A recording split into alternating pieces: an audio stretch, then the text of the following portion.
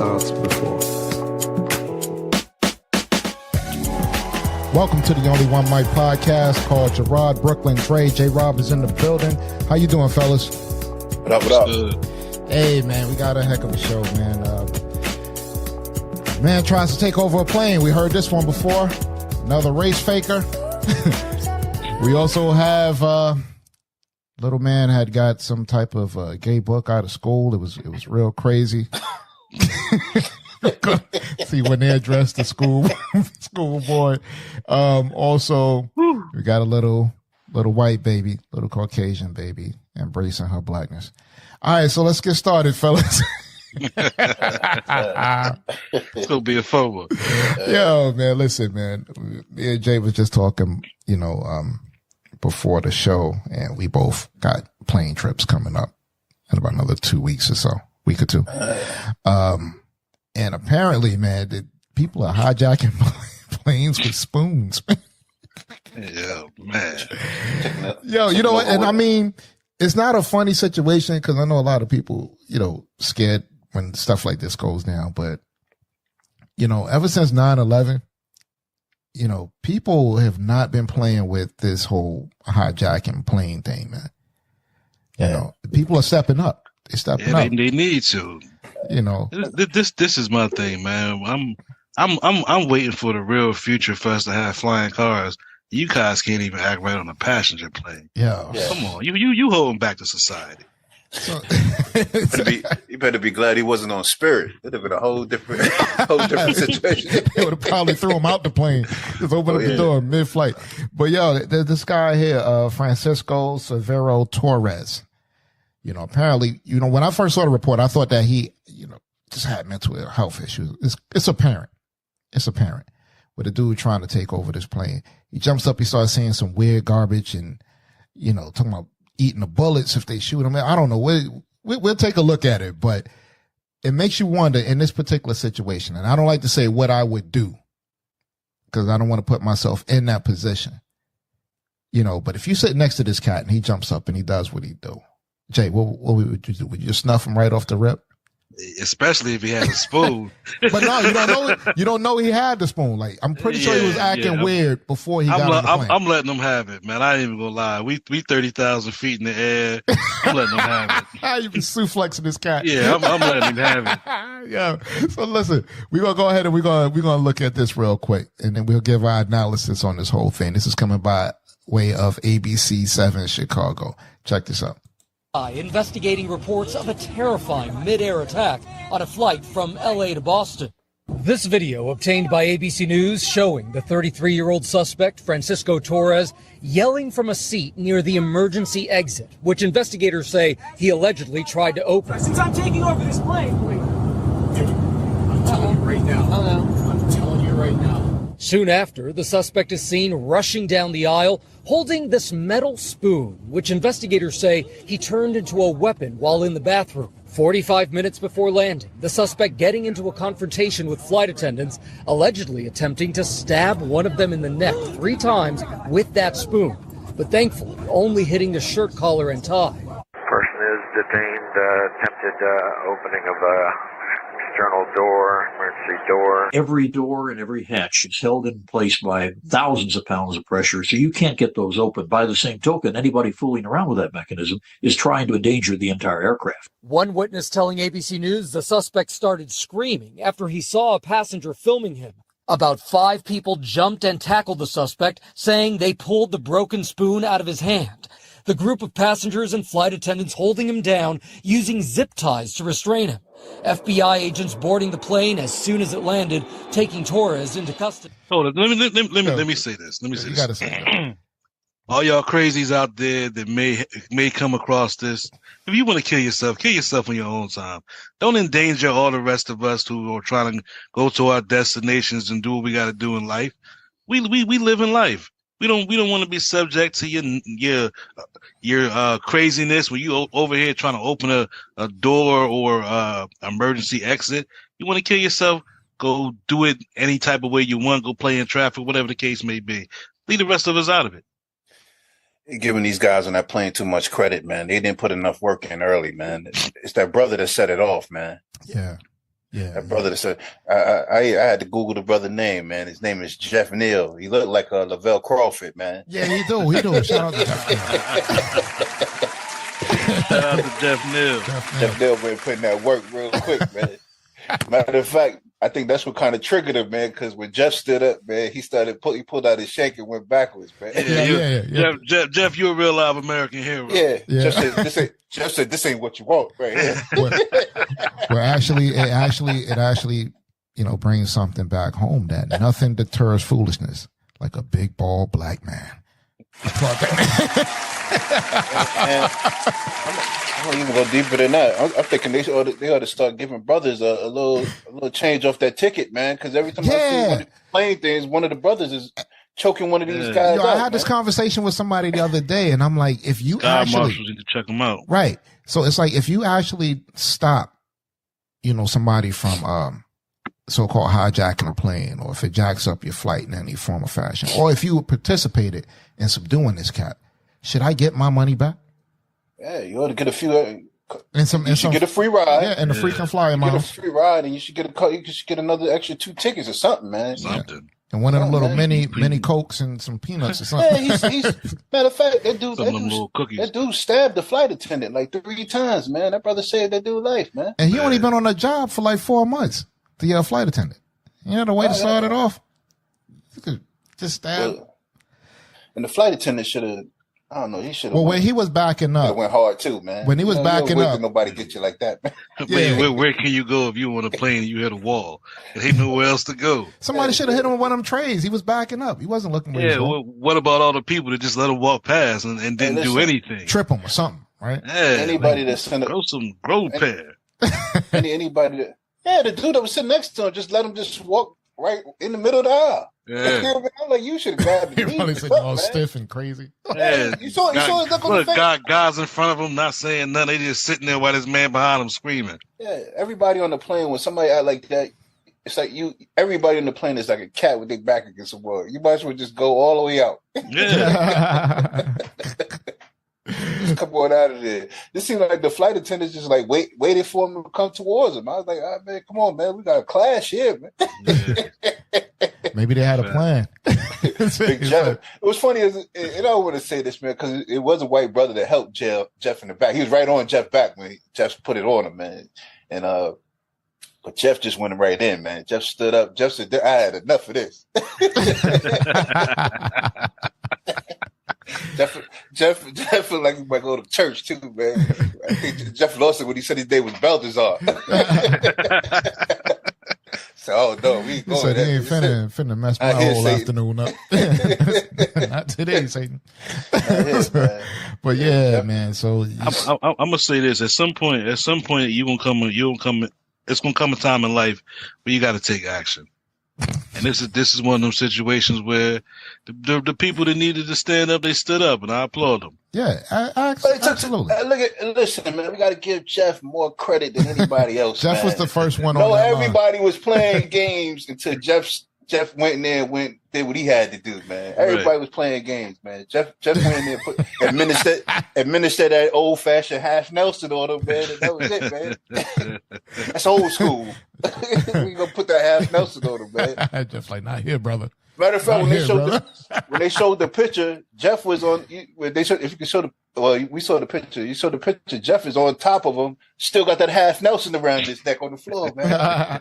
That's a full restraint. That's a half. What we call that? A half restraint. Half restraint. Full restraint. Yeah. I don't know. We got to reach out to our law enforcement people, but yeah, we're gonna move on to the next topic. It's definitely nothing that's authorized in the game anymore. Yeah, old school. So we got a 6th grader, right?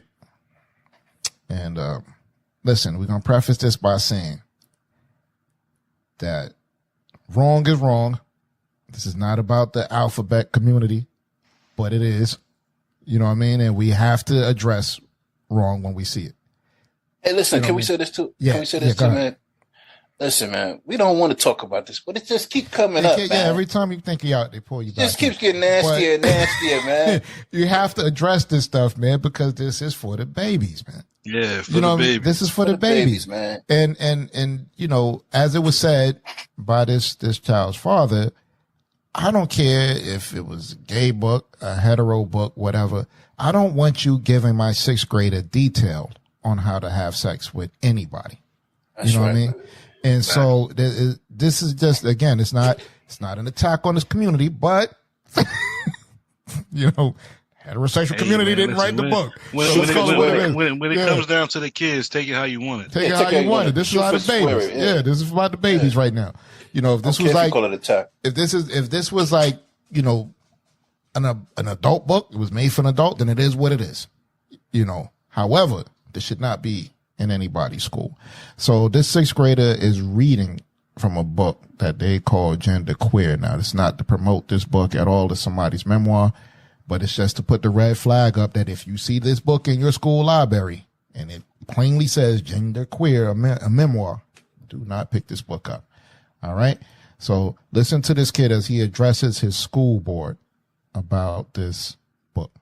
I'm 11 years old and I go to Wyndham Middle School. I'm a 6th grader. I was in the library and this book was on a stand. I'd like to read you a page. My back over my hips as I ask if we should take our clothes off. And he's saying yes before I finish my sentence. He's pulling off my t-shirt, laughing when I can't undo his shirt buttons. He's undoing my belt. I'm reaching into his bedside drawer for a... We're kissing. Again, we're rolling over. Obviously, you can see where this is going. I don't know if it's because we're feeling especially emotional or just tired, or these past couple of weeks have been too much. But this reminds me so much of the first time we were both terrified, and the whole thing was kind of terrible because we didn't know what we were doing. But it was good too, so good, because we were a mess of emotions, and we were scared and excited, and everything felt new. So this sort of feels like that. Nick touches me like he's scared that any minute.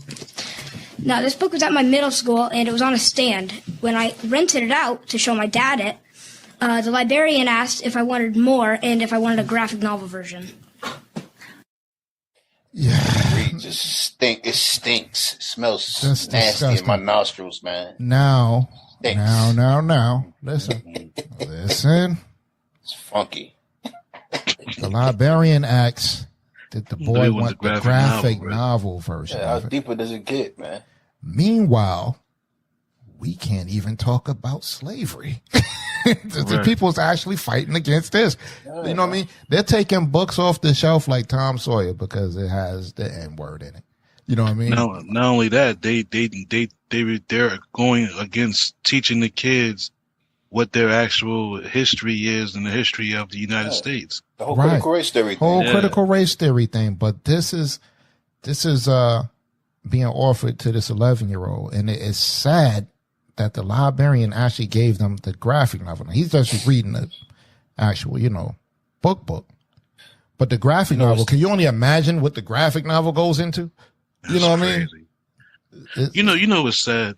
That in these schools today, they're not teaching the children how to tell time, how to write cursive, but you want them to read these freak books. Yeah, I don't even. I was trying to find the right word. Trying to clean it up for the babies. Whatever. Trying to clean up for the babies, but it's just like, you'll have a whole bunch of people saying that this kid is wrong for bringing this up. When you get books that come to the school, right? A lot of times these are books that are approved by the school board. You know what I mean? So it's not like this flew under somebody's radar or somebody just slipped it in there or whatever, because when they order these books, they have to order a good amount of these books to fill up their library. Right. So they don't just it's not like it's just one book was on the shelf and that was it. And if that was the case and there's no other copies of this book, then I have questions about that librarian and, what was the agenda there?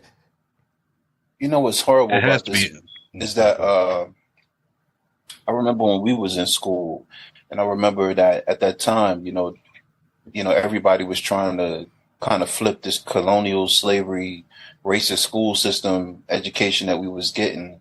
And I remember at that time they was explaining to us how hard it was. This is the school system was explaining to us how hard it was to be inclusive with, you know, Black history and all this other stuff like that, and how it was going to upset the apple cart and change everything in order for them to, you know, make these provisions in order for, you know, us to get a better, you know, school system or learning or whatever, education or whatever case may be. Mm-hmm. And now it just seems like they're just so easily putting this other stuff in there like it's nothing. Mm-hmm. We couldn't get books about Malcolm X in school at one time. You know what I mean? No.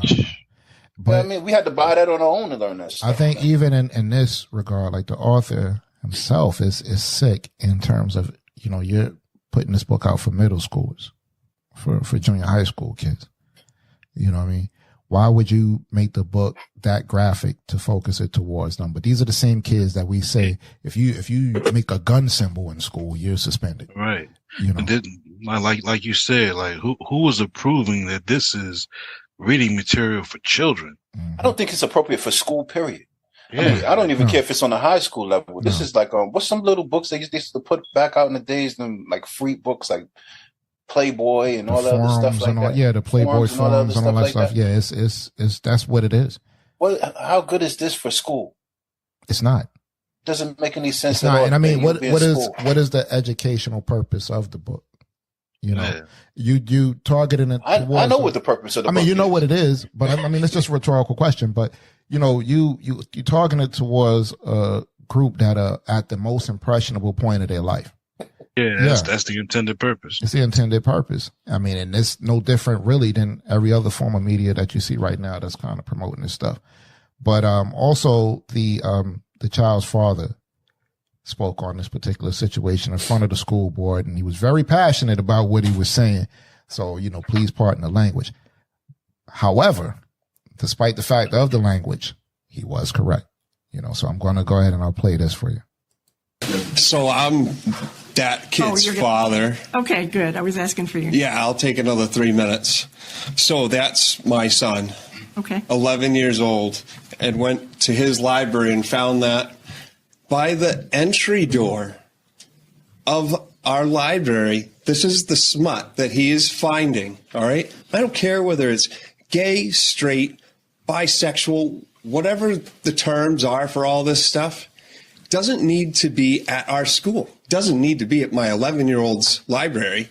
And then as far as genderqueer, I've got a son in the high school as well. And this is bull. We know it, all right? We do not need to be having literature that's showing boys how to suck. All right? I'm very, very frustrated about it, okay? And you may think that schools know the best for our children. You know who know the best for our children? The parents. It's an American right there, man. It's an American. Brings a tear to my eye. And truth be told, truth be told, what is wrong with having that stance? We tend to look down on the fact that men who want to be men and men that love women. Like, why is that wrong? It's looked down upon now. Yeah, why is that so attacked? Well, if you even look at commercials and things like that, right? Commercials, television, whatever. And you see this whole thing is pretty much, and I'm just putting it out there, it's pretty much forced upon us at this point. But if you notice in the commercials that have this community in it, that it seems like their relationships are more stable. They're like the nuclear family now. Like they, you know, you see them out with the kids and they both taking the kids to the park and all of that. And when you look at like on the flip side, like the heterosexual community and their relationships, it seems like everybody's crib is broke up or parents is fighting. You get where I'm going with this? Like, is this they try to make it seem like it's like this wonderful utopia or something like that in a relationship. You know what I mean? Like they don't have no problems and all the other stuff. Well, then they had to show the modern family, right? Statistically, demographic, like they actually have way more domestic violence situations than heterosexuals. Mm-hmm. Yeah. They have said that. They have said that. They said that most of the crimes are committed amongst the community. Leave the children alone. Just leave the babies alone. Yeah, the bottom line is leave the babies alone, man. You can't expect children to be able to make adult decisions. So why even put that type of stuff? Like, why even put that on them? Like you don't put real life decisions like they can't drive a vehicle, they can't vote. Not like voting is such a great thing, but you understand what I mean. Yeah. There are things that kids can't do because they're kids. Why put this crap on them and make them think that this is okay and they have to make some type of decision? Like, nah, you born what you is. If that same kid cursed in class, the teacher would tell him to get out. But you can read that. And then you wonder where he's getting it from. If he kissed a girl or something like that, they probably kick him out of there. Yeah, listen. Smut shouldn't be in your school. Right. This is smut. Like the pop hit it on Pop said it was smut. Let me ask this question, right? Is books like True to the Game and Cold as Winter Ever, are those in the school's library? No. Absolutely not. Why in anybody's right mind would they put this type of crap in there? That's a good point. Like at least the other one is actually good reading. It got a good story to it. Yeah. You might got a little shoot 'em up bang bang, but it got a good story. Yeah, but it's it's the truth. What do you think? It's True to the Game. Yeah, it's true to the game. They're not going to do it. It's a horrible book. I'll put it. All right. How about this? In fact, I'll go further. I get what you're saying, though, man. I'll go further than that, Jay.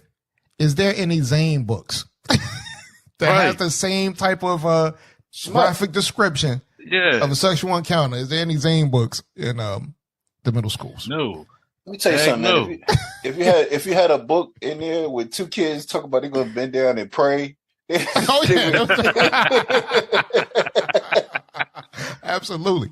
They would talk about that book like Satan wrote it himself, man. You know what I mean? It's horrible, man. Not only that, if they actually came together and tried to pray, it would be a whole situation. Well, you know what? I didn't even touch on this the other week about the middle school that got the Club of Satan or something like that. Did you guys see that? No, it's elementary school. I take that back. Excuse me, elementary school. But this is what's going on. Like, why would you allow certain things going? When that happened, right? I was telling Trey about it, and I said, the same time, I'm pretty sure somebody probably came to that school and said, "Look, can we use your gym at, for a community center or something like that?" And they probably like, "Nah, we don't want to rent it out." But you allowed this to go on. You know what I mean? And say, "Yo, like they approved it, so now we got to have this satanic club."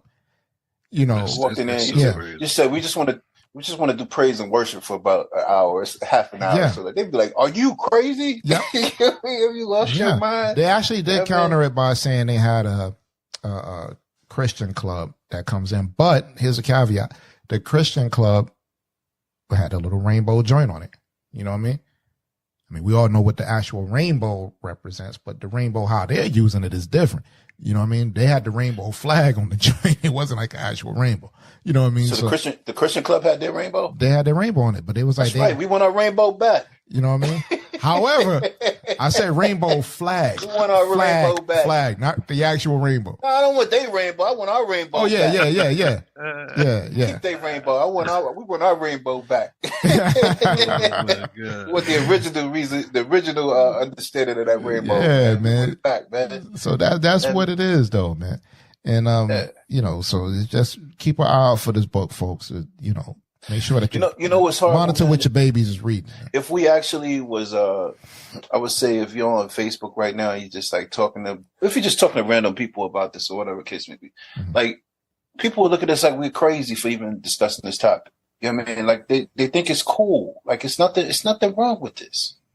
It's nothing wrong. It's sad. It's sad. Even our people have more of a lackadaisical attitude toward this than anybody else. You know what I mean? Like I'm quite sure we don't know what's in our kids' school libraries. God knows what if it's in their libraries. I don't know. God knows what's in ours. Yeah. I will even counter. The schools in the hood barely got books. Yeah, they push. I can guarantee you they got these in there. They're pushing technology on these kids, man. Yeah, it's crazy. But and if they don't have this particular book in there, they got something that kind of alludes to it. You know what I mean? I get what you're saying. But then on the counter of that, I would say that there's a vast majority of people that might comment on this that totally agree with what we're saying. Oh yeah, you know I got a big point to make right now. Go ahead, make it. And these are my views. These don't reflect my co-host views. Like, I hate going to New York in June. I know why. I know why. I really do. You know what I'm saying? And it's so sad. It's like, yo, like, what? Yeah.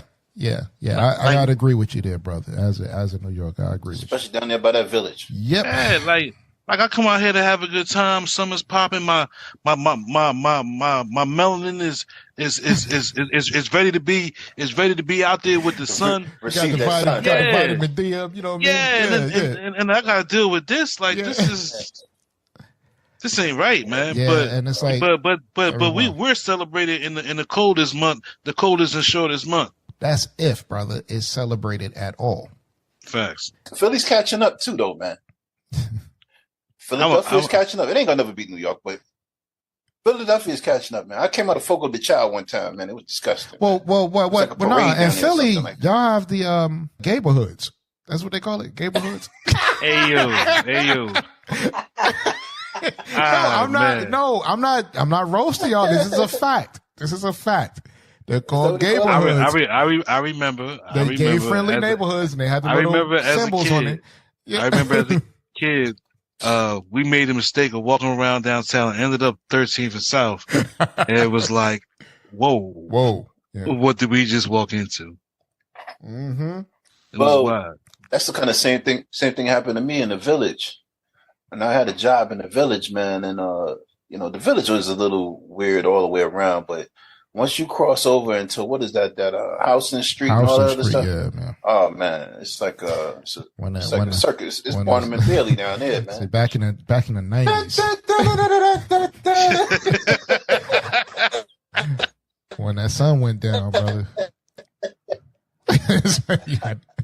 You got to get out of here. Yeah, it gets crazy on Houston Street, man. Sundown town. I saw Savior Glover down there one time, man. I was trying to figure out what's going on with Savior, man. Hey, man. Somebody show you who they is, believe them. Yeah, man. Yeah, man. And, I can't say what can't he say was what it was. Yeah, can't say what it was. We know what it was. Come on, we don't know. We don't know. For the sake of, we don't want to get sued. We don't know.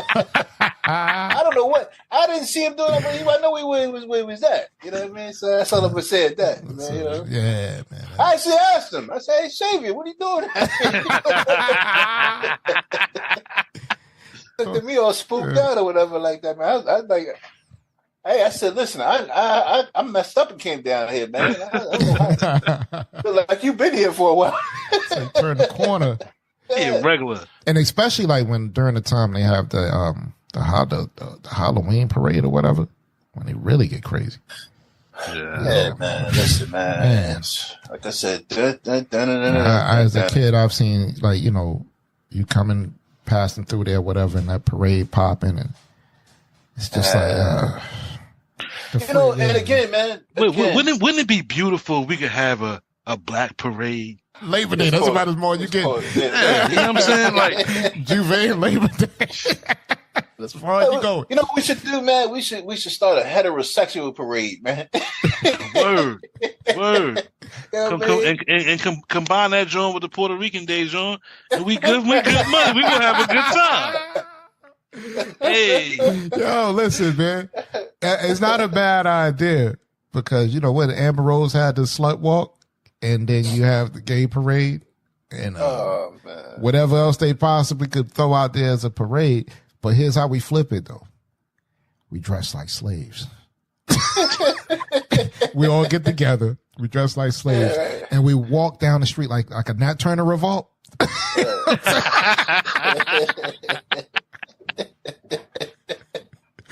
Oh, man, we're going to get roasted for this one.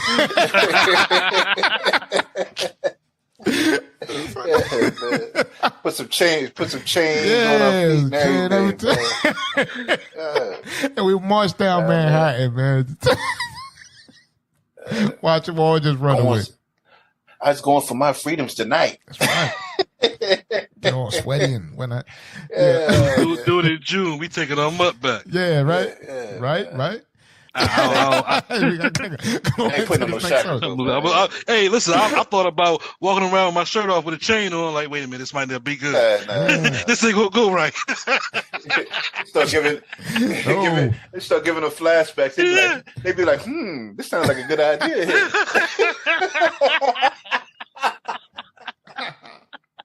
What I say, boy. Hey there, boy. They done came on back home. They came home. They gonna kill us for this episode. This episode is good. They tired of working in them offices now. They want to come on back home. Oh man, yeah, they gonna get us. Come down here and get that right there. Just making fun of this situation. Pick some of that cotton, boy. All right, so listen. Speaking got all of this cotton still here for you. Speaking of this, man, somebody are appropriating the race again, folks. We have Rachel Dolezal.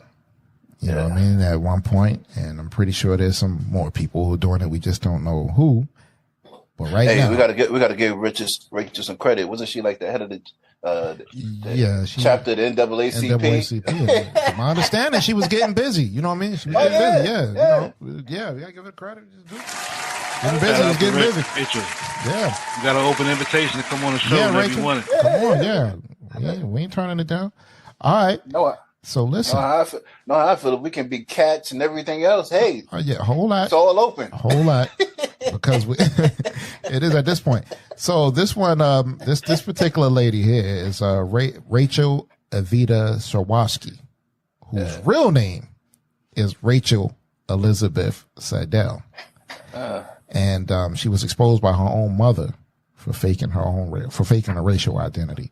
Now, from my understanding, she works for an organization, I believe it's out of your hometown. It's the head of diversity.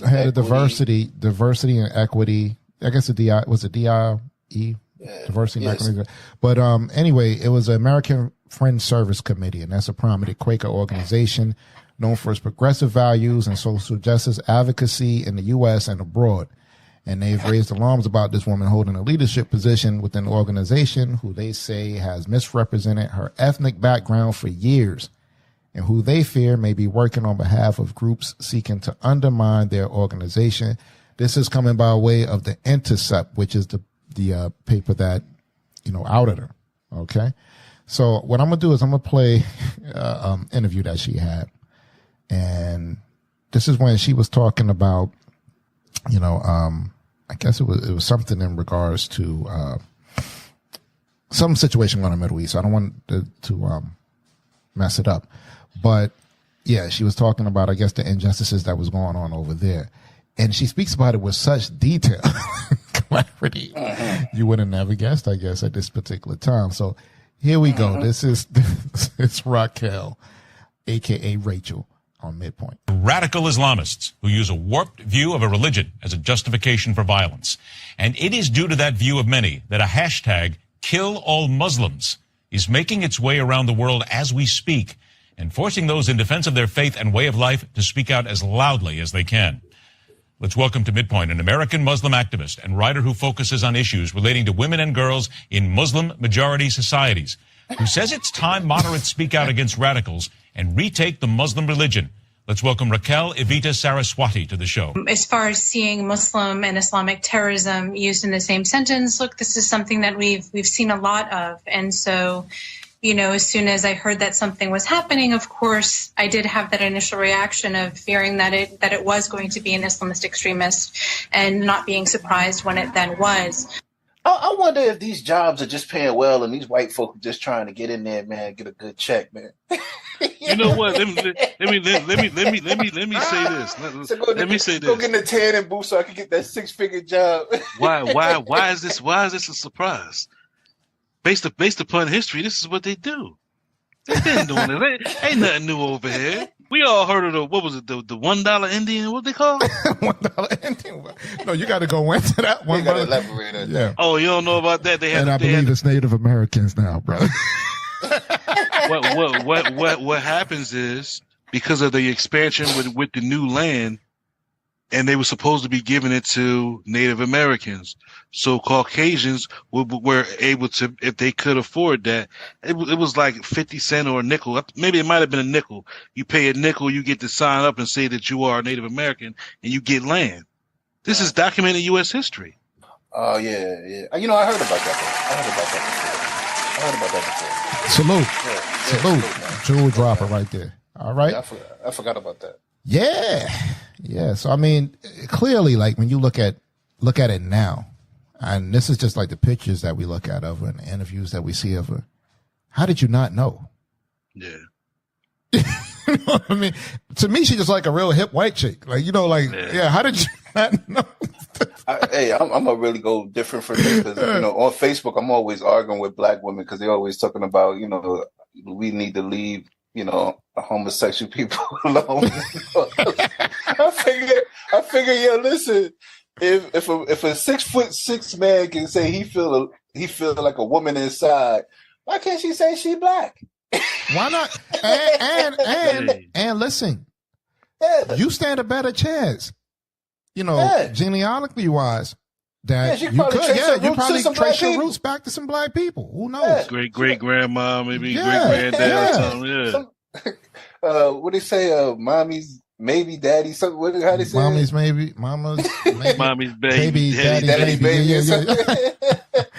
Yeah, man. I mean, obviously, I don't agree with this, but I'm just saying that when it comes to I speak to sisters all the time online, and they always give me a hard time, like, why y'all saying this? But black women don't like this.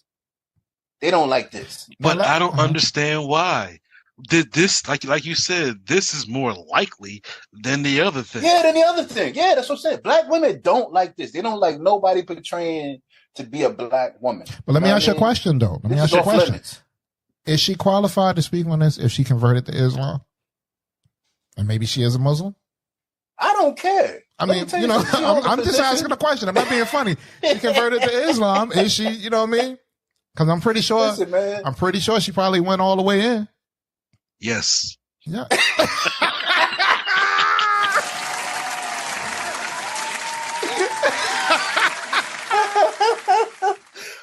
Come on in, children. Yep. Come on in, man.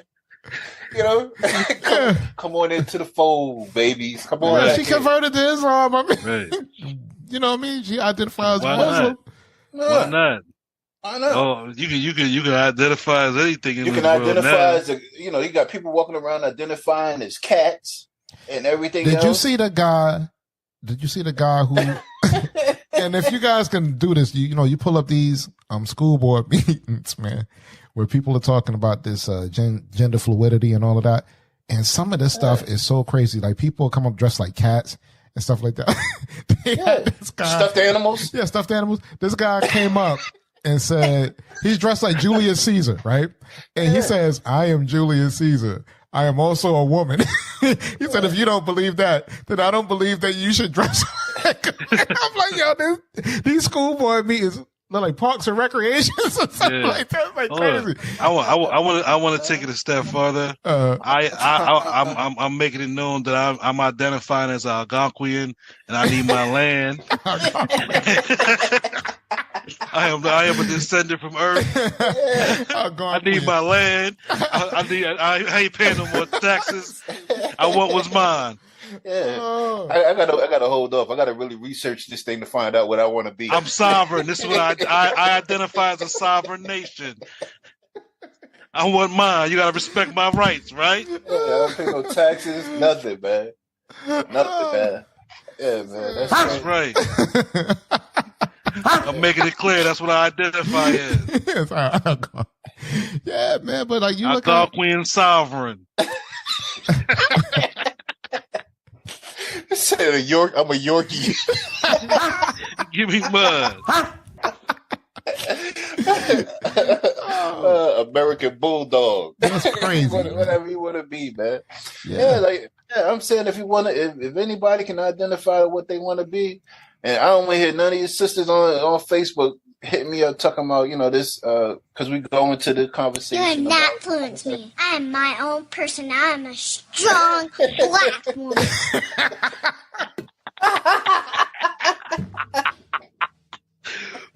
Oh man! I'm telling you, the little white girl saying, "Yo, she's a strong black woman." She's a strong black woman. Yeah, she's a strong black woman. You know what I mean? Yeah, and Oh, man. It's the beauty. It's the beauty of karma, man. Right. The beauty of karma, man. Hey, you can't have one without having the other. That's just facts. You can't not say that we can, or whoever can do whatever if you're allowing this. Right. Yeah. Because I'm gonna be Chinese. I think that's where I'm going. I like how they do it down there. I'm thinking about being invisible. Anything you want to be, man. Hey. Oh man, this is where society is at, man. You know what I mean? So it's you know, you're so open and letting everybody be what they want to be, man. You know what I mean? You can't have it both ways. And again, we had these conversations sometime on Facebook where you're talking to your friends and stuff, whatever like that, and they could say, he can identify as this, and you got all these different acronyms and letters for everything you want to spell for everybody or whatever the case may be. Why can't this woman be black? Why can't she? Yeah. Come on in. The water's fine.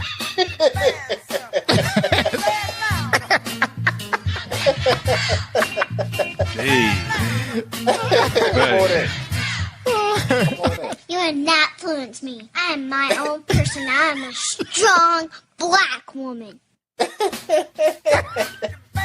Come on in. Yeah. You want to get some of this police discrimination? Come on in here. Come on in. High interest loans. Come on in here. Yeah, come on in here. Oh, yeah, that's what it's about. Come on in here. You know what I mean? The more the merrier. Harassed on the platform in the train station. Come on in here. We'll let take some of this weight off our back. Says, go ahead and come on in. I actually like what's her name, Raquel. I like what she did with that tanning, man. According to her mom, she get browner every year. Yeah. Right. Oh, yeah. I didn't even get into that, man. Mom, she gets browner every year.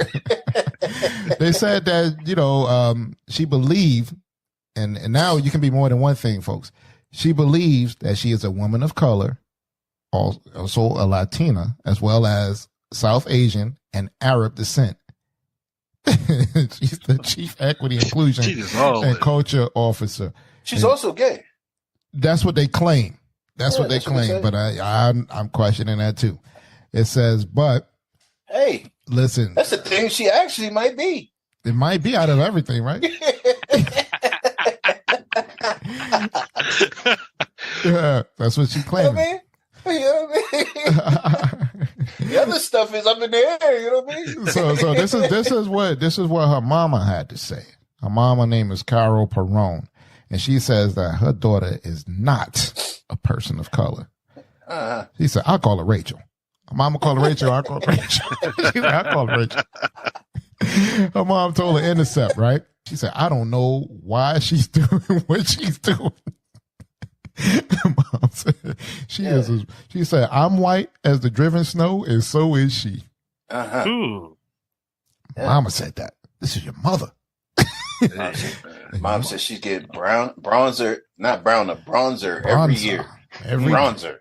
She said she was toning up that gold. Yeah, right.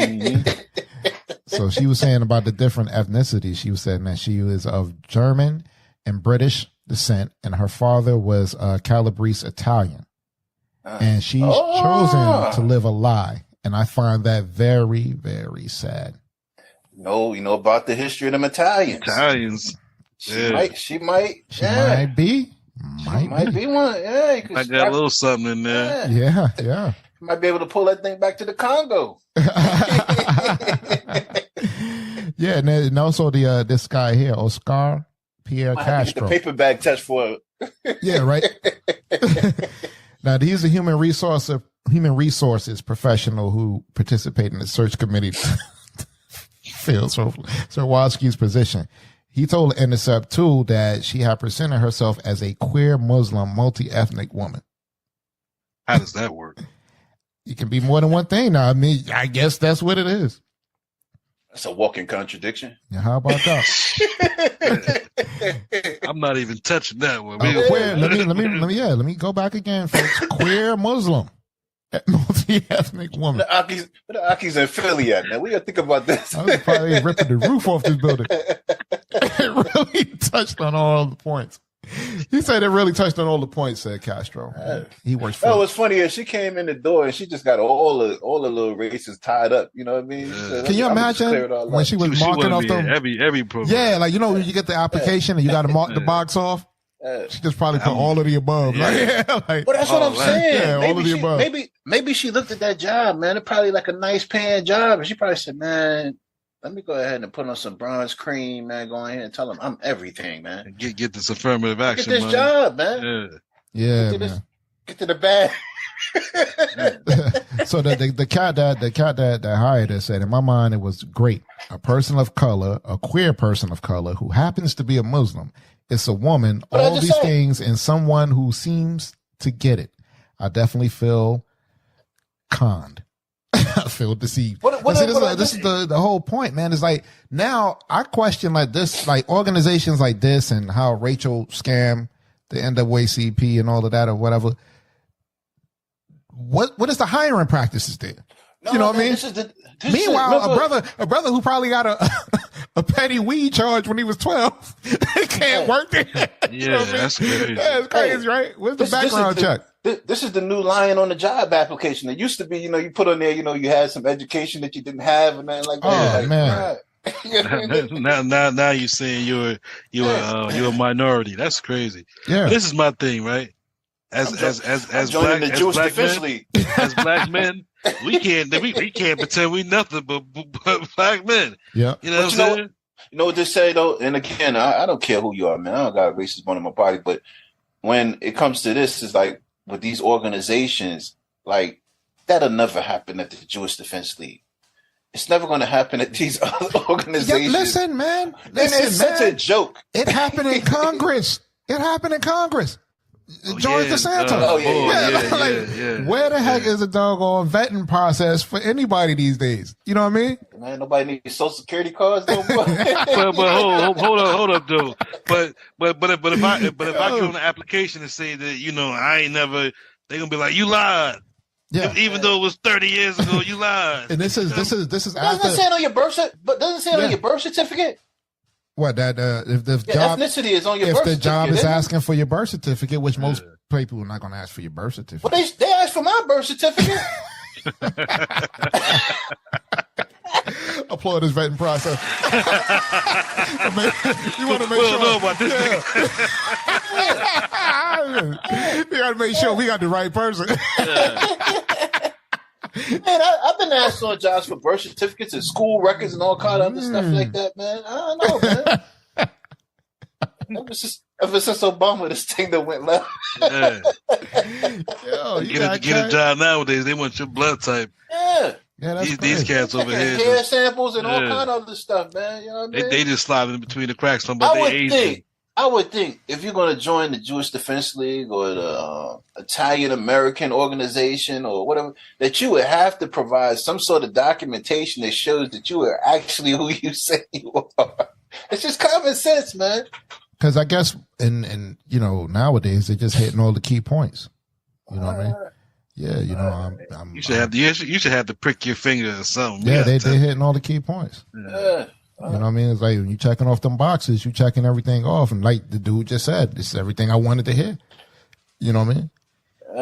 And I'm getting sneaky Peter's in the office now. You know, you know what I mean? It's conning you out of everything. So that's what it is, man. That's what it is. So yeah, man, that's about the size of everything we got today, but very informative stuff, Jay. Come on in here, man. You want to get harassed? You want to have your credit jacked up? Yeah. Come on in here, man. You want to have a loan? Welcome to America, where you can really be whatever you want to be. We're accepting all black. We like the Statue of Liberty. We're accepting all ethnicities in this. Come on back home to the motherland, man. I tell you. And if you don't like the way you was born, you can just make up something else. Yeah, make something else. Yeah. Hey, if you mess around and get fired and kicked out of NAACP, join the Jewish Defense. All right, y'all. We're gonna go to wrap up. But before we do, man, I gotta hear from the baby one more time. You have not influenced me. I am my own person. I am a strong black woman. That's right. Yes. You are not influenced me. I am my own you sisters person. are gonna be on Facebook. Strong black woman. Yeah. Direct all comments and emails too. I'll leave all that as we get ready to sign off. Yeah, this is going to be talked about. You know what I mean? So, yeah, that's what it is. I mean, look, identifying as everything else, so you might as well get in. All right, the Only One Mic podcast is available on all major platforms that you stream your podcasts on. Also, check out our Only One Mic podcast YouTube channel to catch up on the past and current episodes. And please don't forget to rate the show and subscribe. Also, if you'd like to get in contact with the Only One Mic podcast, you can reach us via Instagram and Twitter at the Only One Mic P1, Facebook and LinkedIn at the Only One Mic podcast, and email us, because you probably will about this one, the Only One Mic 00@gmail.com, and there you can leave all your comments. We thank you again for your time. We encourage you to speak your truth quietly and clearly and listen to others, even the dull and the ignorant, because they too have their story to tell. So until next time, please keep in mind that we never had to run from the Ku Klux Klan, so we shouldn't have to run from a black man or someone pretending to be a black man in this case, because we never know. Peace. Peace. Peace.